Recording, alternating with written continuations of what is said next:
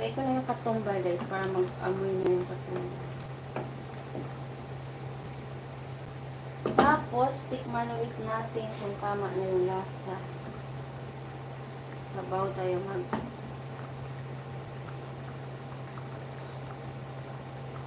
Wow, pwede na rin.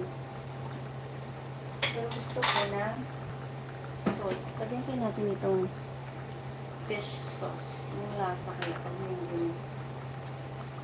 Mas mabilis ito mag-absorb. Ayan. Konti lang. 1 teaspoon. Kasi magka-kidney man ta. Ako nga daan maka mag kulang-kulang na ba? Kulang na nga daan. Nagkulang-kulang pagit.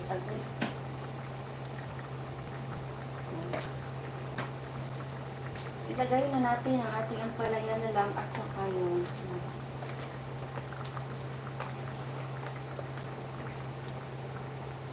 yan.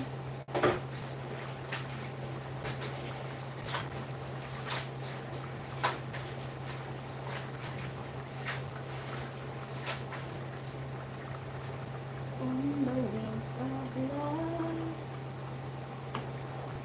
Wow. Pwede mo na itong tanggalin ang kanyang ano tawag dito. Pero mamaya na lang pagkaluto na din siya ba. So, ilagay na lang natin yung tikman ko siya ulit. Ha. Sa tikim pa lang, busog na ko.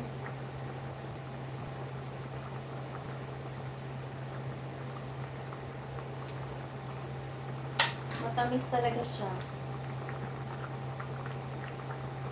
Hindi ko talaga namian sa kalabasa. Matamis. Matamis. Kasi ito ng salt ulit.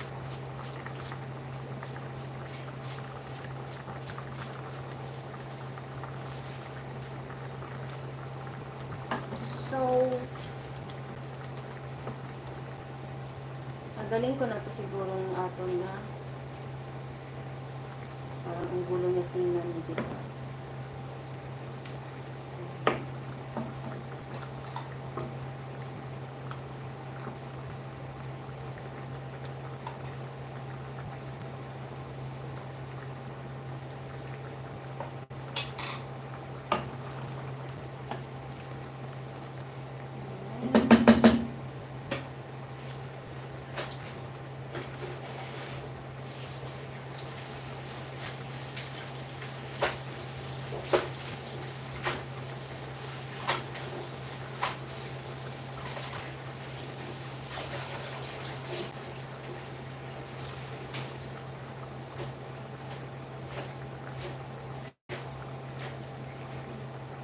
Oops, ayan na yung ating dahon. Gusto ko rin yung dahon na ito sa munggoy.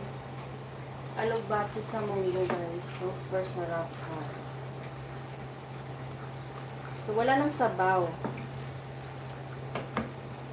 O, diba? Magsabaw ka pa kung ubos na. So, sobrang dry na.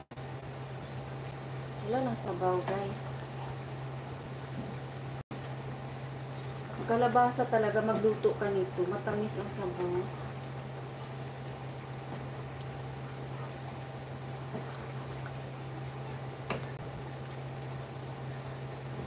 Munggo. So luto na yan guys. Tikman natin ulit. Puro na lang patikin. Baka nagbago ang lasa. Nagbago ang lasa kasi nga siyempre nilagay tayong ampalaya. Tamis talaga guys. Parang may kamote.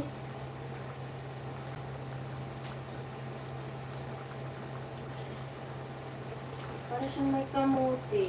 Ang tamis. Kalabasa kasi, yung kalabasa natin matamis.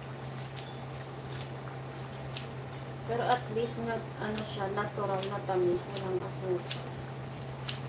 Pero yung iba, naglalagay ng asukal. Kaso yung akin, matamis na to. Hindi na kailangan ng asukal. Dapat siguro tong partner na may tuyo kada ba. So, luto na guys.